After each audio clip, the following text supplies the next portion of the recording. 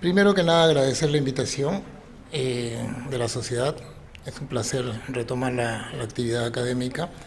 Y segundo, decirles que durante los siguientes 30 minutos aproximadamente vamos a hacer un repaso por una enfermedad que no está mucho en el mapa de la gente en el Perú, pero es extremadamente importante porque es en nuestro medio la causa del 30% de las epilepsias en el país. Y así como nosotros, la gran mayoría de países en desarrollo, lo cual hace que la cisticercosis sea la principal causa de epilepsia adquirida en el mundo. Antes de empezar, tengo que decir que lo que yo les presento no es un trabajo personal.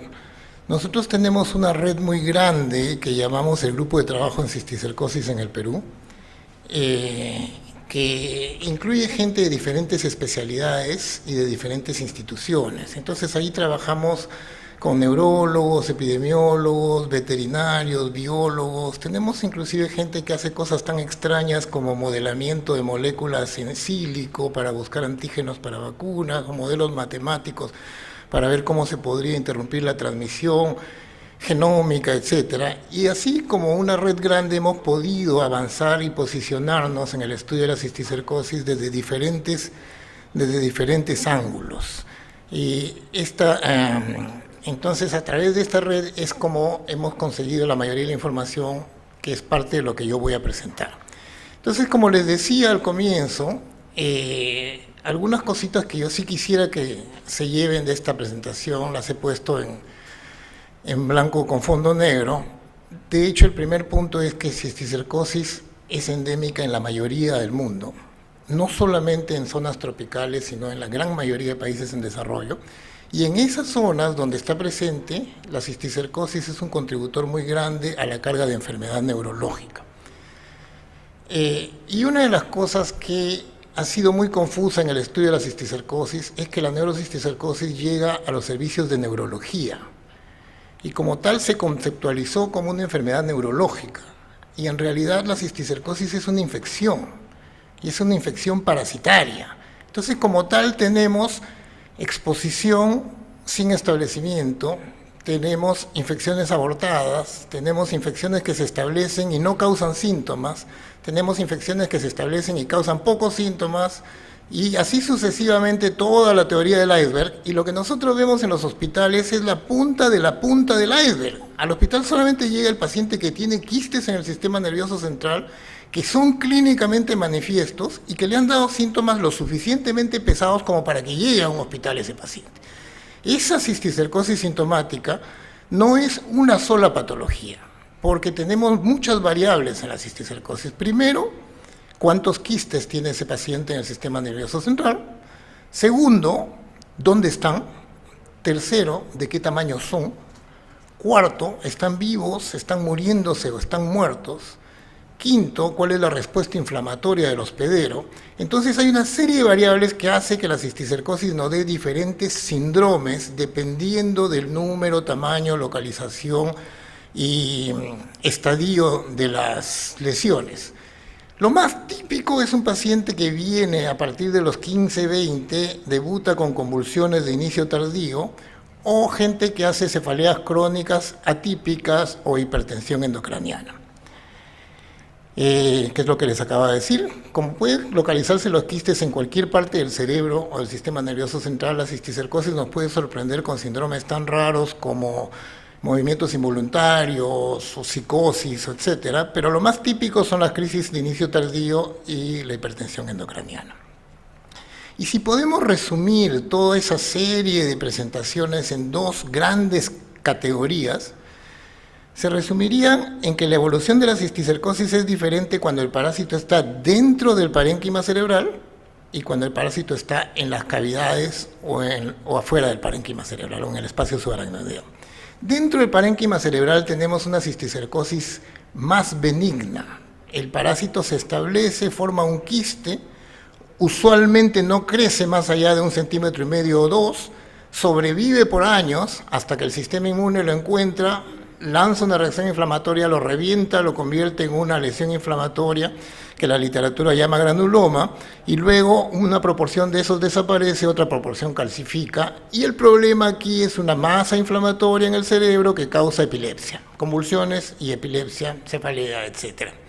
Entonces, este proceso es en general benigno, pero puede durar meses, puede durar años. Tenemos pacientes que llegan con un quiste viable después de 5, 8, 10 años de tener convulsiones, y eso es importante porque una de las cosas que vamos a hablar en tratamiento es que la gente decía, este parásito ya se está muriendo, por eso el paciente convulsiona. No, no necesariamente. El parásito empieza a inflamarse y de ahí pueden pasar meses o años antes de que el parásito se muera, y sí vale la pena matar al parásito, pero llegaremos a eso.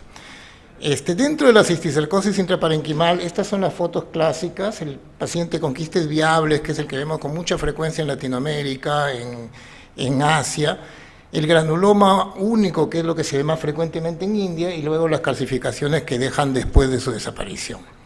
Aquí lo mismo, un poquito más grande, para que vean que cuando el quiste está viable, el cerebro no tiene gran reacción inflamatoria, tiene un estadio de homeostasis espectacular, el paciente vive muy bien con su parásito, hasta que, aquí hay dos en tomografía, dos juntitos, hasta que llegue el momento en que el sistema inmunológico lo encuentra, lo detecta y le lanza una respuesta inflamatoria con citoquinas, con células inmunológicas, y esto causa ruptura de la barrera hematoencefálica, edema e inflamación. Entonces ustedes ven este quiste grande, si se dan cuenta, la parte de atrás ya capta contraste y tienen el lóbulo occipital más oscuro por el edema.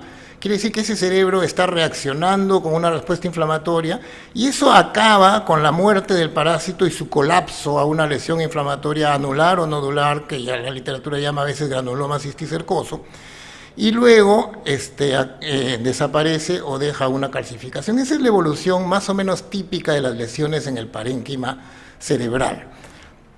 Mientras que cuando el cisticerco no está rodeado por parénquima, ocurren dos cosas malas al mismo tiempo. La primera es que crece. La membrana empieza a crecer e invade los espacios que están alrededor. Y la segunda es que, como no está protegido por la barrera hematoencefálica, hay una gran respuesta inflamatoria con células en el líquido cefalorraquídeo, proteínas altas, y en algunos casos, cuando hay extensa invasión parasitaria, hasta llegamos a ver glucosas muy bajas. Entonces, este síndrome, el problema es espacio, lesiones de masa, bloqueo de la circulación del líquido cefalorraquídeo, hidrocefalia, hipertensión endocraniana, y este tipo de cisticercosis aún sigue causando mortalidad en los mejores centros del mundo en pleno 2022. Y el problema, como les decía, es que la membrana del quiste sigue creciendo. Estos pueden ser quistes dentro del ventrículo, como ven ahí uno en el ventrículo lateral izquierdo del paciente, derecho de su pantalla. Una masa quística gigante en la cisura de Silvio. No es un solo quiste, sino es toda una estructura de membranas parasitarias llenas de líquido. Y la peor de todas es cuando invade las cisternas de la base del cerebro, donde se expande horriblemente e infiltra todos los espacios. Y lo que está causando allí es este tipo de aracnoiditis parasitaria difusa, diseminada, y lo que ustedes ven como quistecitos no son quistes individuales, es líquido atrapado dentro de la membrana del parásito. Aquí no hay una estructura de quiste individual, aquí lo que hay es un magma membranoso parasitario, que es lo que el doctor Treyes decía hace muchos años, una especie de cancerificación benigna de la membrana parasitaria que sigue creciendo e invade todos los espacios y causa muchísima morbilidad, mucha patología. Entonces, resumiendo, si podemos resumir la cisticercosis en dos cajas grandes, sería parenquimal y extraparenquimal. Y la parenquimal es epilepsia, la extraparenquimal es hipertensión intracraniana, y tiene más morbilidad y más mortalidad. Y el resumen es que no hay un cuadro típico de la cisticercosis. Va a depender del tipo de infestación del paciente y de sus características, y las decisiones de diagnóstico y de tratamiento se tienen que tomar en el contexto de qué tipo de cisticercosis tiene el paciente. Bueno, hablemos de diagnóstico. Mi amigo el doctor Oscar del Bruto, desde hace ya 25 años o 26, produjo una carta de criterios diagnósticos que inicialmente fue de la cisticercosis y ahora es de la neurocisticercosis, y que ha ido evolucionando en sus diferentes versiones. En la última, del 2017, ya lo que se llega como primer enfoque es que el diagnóstico de la neurocisticercosis es por imágenes. La base del diagnóstico es por imágenes porque necesitamos saber la topografía y las características de las lesiones y de la respuesta inflamatoria del hospedero. Mientras que las pruebas inmunológicas nos sirven de apoyo para confirmar el diagnóstico. Y bueno, dentro de la imagen tenemos la tomografía y la resonancia. No necesito decirles que la resonancia produce mejores imágenes y en diferentes ejes, pero la resonancia está hecha para que el ruido del calcio no se note. Y en la tomografía, en la resonancia vamos a perder muchas cisticercosis calcificadas porque no se ven. Mientras que la tomografía exagera el ruido del calcio y va a ser mucho más útil para diagnosticar cisticercosis calcificada. La recomendación es idealmente ambas. Y si no se puede, una buena tomografía va a detectar la mayor cantidad de los casos, dependiendo de la capacidad adquisitiva del paciente. Y lo otro que podemos decir en la parte de imagen es que conforme ha progresado los protocolos de resonancia magnética, ahora existe un grupo de secuencias que se llama secuencias balanceadas, y en estas secuencias la distinción en los compartimientos líquidos ha mejorado groseramente. Entonces ustedes pueden ver allá lo que en un tetos normal se veía como una masa líquida, una cavidad llena de líquido cefalorraquídeo. En que vendría a ser lo que, dependiendo de la marca del tomógrafo, del resonador, se llama Fiesta, BEFF o CIS. En esta imagen se ve claramente dentro de esa masa un quistecito con su Scolex. Entonces la discriminación dentro de las cavidades líquidas ha mejorado groseramente con estas secuencias.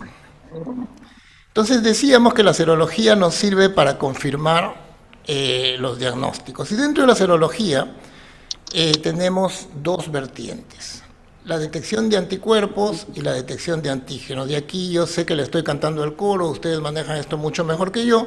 La respuesta de anticuerpos es mucho más fácil de detectar porque está amplificada por el sistema inmunológico, mientras que la respuesta antigénica es más difícil porque es lo que produce el propio parásito y es una molécula que se encuentra en mucho menores cantidades. Lo cual hace que la sensibilidad de las pruebas de antígenos sea muy limitada dependiendo de la producción. Esta prueba de anticuerpos, que es el Western Blot, que la desarrollaron en CDC en el 89, es una prueba espectacular. Esta prueba en un paciente con síntomas neurológicos y una imagen compatible es alrededor del 98-100% predictiva de cisticercosis. El único problema con medir anticuerpos en cisticercosis es que en el Perú hay mucha cisticercosis. Entonces, si yo me voy a Huancayo y le mido anticuerpos a todo Huancayo, voy a encontrar 7, 8, 10% de todos los huancaínos con anticuerpos. Claro, no va a ser un Western Blot florido como el de la derecha, pero van a encontrar una o dos bandas que podrían hacernos pensar que el diagnóstico es una cisticercosis, aunque no sea. Entonces, el background de anticuerpos en las sociedades endémicas es un problema con las pruebas de anticuerpos. En la prueba de antígeno, en los parásitos hay mucha reacción cruzada, manejan epítopos muy parecidos, sobre todo los helmintos manejan epítopos muy parecidos. Entonces las pruebas de antígeno andaban muy mal hasta finales de los 80. Y en esa época dos grupos, uno en Escocia y otro en Bélgica, desarrollaron anticuerpos monoclonales para tenia saginata. De hecho, los dos grupos eran veterinarios y estaban más preocupados por la teniasis la cisticercosis en las vacas. Pero el anticuerpo monoclonal da una especificidad mucho más alta y este anticuerpo cruza con Taenia solium porque es la misma familia. Entonces eso nos dio una prueba de antígeno con mucha especificidad, lo cual permite aumentar las concentraciones y permite levantarle la sensibilidad a la prueba un poco a la fuerza. Y esta prueba, si bien no llega a la sensibilidad de una prueba de detección de anticuerpos, tiene sensibilidades bastante razonables cuando el paciente tiene más de 2 o 3 quistes, y es espectacular en el seguimiento del paciente. Aquí ven un caso de una cisticercosis subaracnoidea horrible en la base del cerebro. Miren el tronco cómo está distorsionado en la primera tomografía. Y ustedes ven cómo este paciente, después de 4 cursos de antiparasitario, que son las barras grises, eventualmente llega a limpiar su imagen, y lo que ven en la raya negra con puntitos es el volumen de los parásitos en las imágenes, y lo que le ven en la raya azul con rombitos es la medición de antígeno en sus sueros. Las pruebas, las muestras de sangre que se le tomaba a ese paciente por cualquier razón y que estaban archivadas, se corrieron con la prueba de antígeno, y ustedes ven que el nivel de antígeno correlaciona bastante bien con la cantidad de parásito que este paciente tiene. Ahora estamos usando esta prueba más y más para el seguimiento de los pacientes, y mientras el paciente vaya clínicamente bien y su antígeno está bajando, ya estamos ahorrándole al paciente muchos problemas con imágenes innecesarias. Entonces, terminando con diagnóstico, se basa en imagen, se apoya en serología. Si es anticuerpos, es el Western blot; si es antígenos, es un ELISA con anticuerpos monoclonales. Los ELISAs normales, comerciales, para detección de anticuerpos en cisticercosis no sirven. Son muy malos, muy poca sensibilidad, mucha reacción cruzada, y reaccionan con cosas que para nosotros son muy frecuentes, como hiatidosis o himenolepiasis. Entonces, rebuscar anticuerpos en un ELISA genérico no es una buena idea. La historia del tratamiento de la cisticercosis, ¿cómo vamos de tiempo? Creo que nos alcanza. La historia del tratamiento de la cisticercosis es una historia muy interesante, porque hasta finales de los 70 no existía una medicina para matar el cisticerco específica. Y recuerden que esta es una enfermedad que está descrita desde finales de los 1800, o sea, había un montón de descripciones clínicas, había un montón de manejo quirúrgico, necropsias, cirugías, esteroides, antiepilépticos, pero no había nada para matar el cisticerco. En esa época, un veterinario en México que trabajaba con esquistosomiasis en cerdos, le dio praziquantel a sus cerdos con esquistosoma y los mató 2 meses después, y encontró esquistosomas muertos y encontró cisticercos muertos. Tipo inteligente, se fue a un pueblito, compró cerdos con cisticercosis, les dio praziquantel, los mató 2 meses después y encontró cisticercos muertos. Entonces, la historia, como a mí me la contaron, fue que el veterinario se fue donde su amigo pediatra, porque los veterinarios y los pediatras se llevan bien, y le dijo: tengo una droga que mata el cisticerco en el chancho. Y el pediatra le dijo: tengo un chiquito con cisticercosis, vamos a darle. La historia está un poco distorsionada, porque realmente era un neurocirujano, el que no era un pediatra. El doctor Robles era el neurocirujano y el doctor Chavarría era el veterinario, y le dieron praziquantel a un chiquito que estaba hospitalizado en México. En esa época ya había tomografía, y el chiquito, gracias a Dios, evolucionó bien. Se murieron los cisticercos, todo fue bien, y ellos publicaron este artículo que decía: ya hay una droga que mata el cisticerco, solucionado todo, muerto el perro, se acabó la rabia. De hecho, dice eso el artículo. Y tiene la foto del niño de este tamaño, sonriente, en la última página del artículo, para que vean cómo han cambiado nuestros aspectos de ética en publicación en tan poco como 35 años. Bueno, el hecho es que praziquantel se empieza a publicar, el resto del mundo empieza a hacer estudios con praziquantel, y algunos pacientes se mueren. Y se mueren porque el praziquantel ataca al parásito, libera antígenos, desarrolla una respuesta inflamatoria, y si no está bien modulada, esa puede matar al paciente. Por supuesto, no es lo mismo un paciente con un cisticerco chiquitito que un paciente con 40 cisticercos.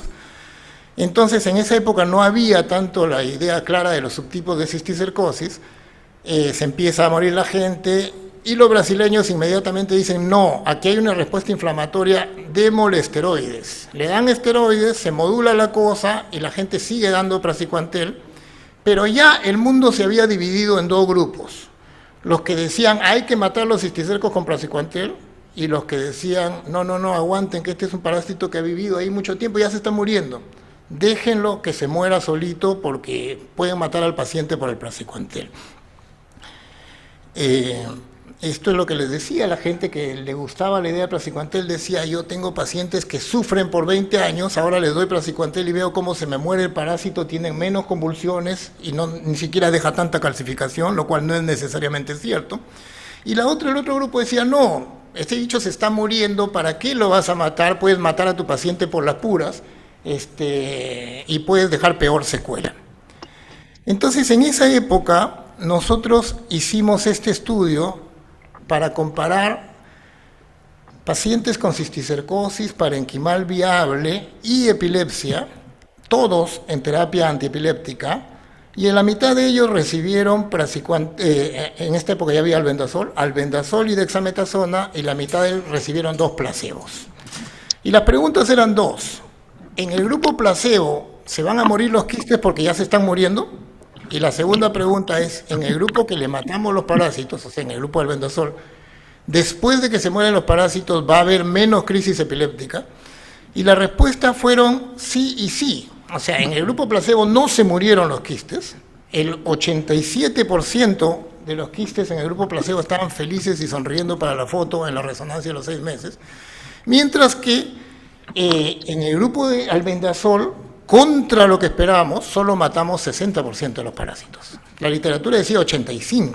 Nosotros esperábamos una eficacia mucho más alta del albendazol, pero a pesar de esa eficacia subóptima, hubo menos crisis con generalización, menos crisis parciales no significativo y menos crisis con generalización muy significativo en el seguimiento de los pacientes que habían recibido albendazol. Y esto se ha confirmado después ya con artículos nuestros y de otros grupos. Entonces ya ahora tenemos suficiente literatura para decir, si yo le mato el parásito con antiparasitario, voy a tener menos crisis epilépticas en el futuro. Pero no es blanco-negro, o sea, va a haber algunos que van a convulsionar, va a haber otros que no, pero al final sí es beneficioso. Y estamos hablando de tratar los parásitos que tienen contenido líquido, los parásitos viables. Y la otra palabra clave cuando uno maneja tratamiento de cisticercosis es, no se olviden que estamos causando inflamación. Y esa hay que modularla para evitar hacerle más daño al parásito. Un par de palabritas más, también está la cisticercosis subaracnoidea, que puede ser tan mala como esta, y si no le metemos antiparasitario, va a matar al paciente. O sea, aquí no es que voy a discutir que la literatura, no, aquí si yo lo dejo a este señor se va a morir. Entonces aquí hay que entrar y solucionarle su problema. Y en condiciones ideales, por ejemplo, el doctor Nash en NIH, donde tiene 12 resonadores y 10 tomógrafos y todas las medicinas que quiera, entonces si él le puede hacer una imagen a cada rato al paciente y modular su esteroide, modular su antiparasitario y vigilarlo, él reporta una serie de 34 casos con 0 mortalidad. Lo cual es una maravilla, porque estamos hablando de una cosa que 20 años atrás tenía 50% de mortalidad y que aún ahora la mayoría de las series hablan de 10 a 20% de mortalidad. O sea que en condiciones ideales sí podríamos aspirar a mortalidad 0 aún en cisticercosis subaracnoidea. Entonces, hay que manejar antiepilépticos, hay que manejar antiinflamatorios. Esto puede parecer sentido común, pero la gente no lo entiende. Si un quiste es grande, algo hay que hacer. No lo van a dejar al paciente con su cisticerco vivo porque hay un paper del 85 que dice que de repente no funcionan los antiparasitarios. Entonces, si hay un efecto de masa, se tiene que intervenir. La decisión de usar antiparasitarios es individual y si deciden usar antiparasitarios, tiene que ser modulado con esteroides. En general, la literatura y nuestra opinión es que en la gran mayoría de pacientes con cisticercosis viable el uso de antiparasitarios es beneficial y una cosa clave, nunca es una emergencia. No hay ningún apuro en entrar con albendazol o praziquantel en un paciente con cisticercosis. Hay que estabilizarlo, asegurarse que no hay convulsiones, que la cefalea se ha manejado, que no hay hipertensión endocraniana y recién allí entrar con calma. Ahora sabemos que dando 2 antiparasitarios tenemos más eficacia. Este estudio nuestro parece indicar que estamos usando muy poco esteroide, que probablemente sería bueno entrar con un poco más de niveles de esteroides, por lo menos en el primer mes. Y estas son las guías norteamericanas, donde ustedes ven que en la mayoría de tipos de cisticercosis, ellos recomiendan también el uso de antiparasitarios. Un tema muy interesante y que se está empezando a manejar es pacientes con cisticercosis subaracnoidea entrar a quitar un poco de volumen, lo que en inglés sería debulking. El grupo de cirugía del instituto está haciendo esto con bastante frecuencia en los últimos 3 años y los resultados son muy prometedores. El paciente es una cirugía cortísima, de menos de 1 hora, con paciente despierto, un microtrépano de 8 milímetros, le sacan un poco de membrana parasitaria y luego el tratamiento con antiparasitario ya encuentra un paciente más estable, con menos problema de masa, con menos hipertensión endocraniana. No tenemos series controladas, pero esto parece muy prometedor. Un temita más, a veces hay edema y el bicho ya está muerto. Ustedes pueden ver edema alrededor del cisticerco calcificado, y esto ocurre cuando el paciente convulsiona y es muy frecuente. Eso a veces lleva al clínico a decir, acá tiene usted un cisticerco vivo, hospitalícese que le voy a dar 2 semanas de antiparasitario. No. La tomografía le va a mostrar claramente que ahí hay una lesión calcificada y ya no hay bicho vivo. Lo que estamos viendo es una ruptura de barrera, y aquí estamos jugando al huevo y a la gallina. No sabemos si es la crisis que rompió la barrera y provocó el edema, o si los antígenos dentro de esa calcificación se mostraron, provocaron una respuesta inflamatoria con edema que llevó a la crisis. Pero es importante que sepan que eso no significa que el bicho está vivo. Estamos trabajando en algunas nuevas pruebas diagnósticas. Queremos cosas que nos digan, por ejemplo, tu tratamiento está yendo bien, o tu granuloma sí es un cisticerco o no es un cisticerco. Estamos terminando el estudio de albendazol y praziquantel en cisticercosis subaracnoidea, y el grupo en San Marcos y en Cayetano están ahora trabajando con 2 modelos, uno de ratas y uno de cerdos, que son espectaculares, y creemos que nos van a servir mucho para entender un montón de cosas que no sabemos, sobre todo cómo se origina la epilepsia en la cisticercosis, que es un tema extremadamente importante porque lo que se sabe de epileptogénesis en el humano es muy poco. Esto creo que lo vamos a saltear en honor al tiempo. Cuando hay cisticercosis subaracnoidea de la base, en 2/3 de los pacientes hacemos una resonancia de columna y encontramos membranas parasitarias en el espacio espinal. ¿Eso es importante clínicamente? En este momento no, pero sí es importante saberlo. Probablemente le damos el antiparasitario para la neurocisticercosis cerebral y nos llevamos esas membranas igual. Pero esto explica por qué hace 40 años veíamos estos pacientes con hidrocefalias crónicas, cuadriparesias, con compromiso espinal, y no lo habíamos visto ni lo habíamos pensado, ¿no es cierto? Entonces pensaban, ¿es solamente el hidrocéfalo? No, es compromiso de espacio subaracnoideo espinal. Y nuevamente, para cerrar, en el campo de la epileptogénesis ya se está demostrando cada vez más y más que los pacientes con cisticercosis calcificada 10 o 20 años después desarrollan esclerosis hipocampal. Y esto está hablando de otro proceso de epileptogénesis diferente, que es la epileptogénesis a distancia. De alguna forma la infección parasitaria afecta a la corteza temporal, crea un segundo foco epileptógeno y cambia de foco, ¿no? Esto también es un tema súper importante en el estudio actual de la cisticercosis. Y bueno, todo esto, lo que estamos hablando, lo ideal sería de que no lo estuviéramos hablando. Y el grupo nuestro también está trabajando mucho en esto se publicó en el 2016, y es la demostración de que si vamos a campo, tratamos a los teniásicos, o sea, tratamos en masa a la comunidad con niclosamida, tratamos los cerdos con oxbendazol y vacunamos a los cerdos, se puede interrumpir la transmisión de la cisticercosis y se puede pensar en erradicar la cisticercosis de la faz de la Tierra. Y así yo ya no tendría que venir a dar charlas. Esto se hizo en Tumbes con un equipo muy grande, y bueno, eso es todo lo que les he traído por hoy día. Muchas gracias.